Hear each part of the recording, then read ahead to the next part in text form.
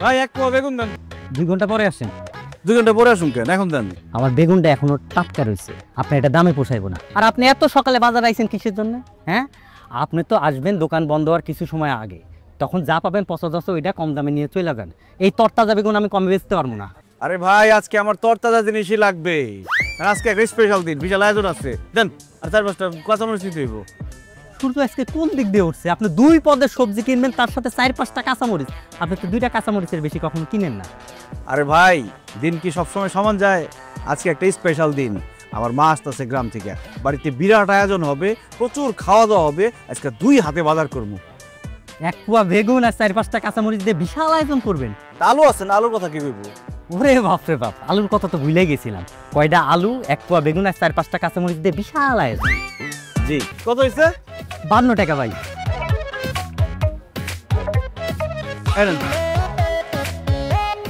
আর 2 টাকা কই?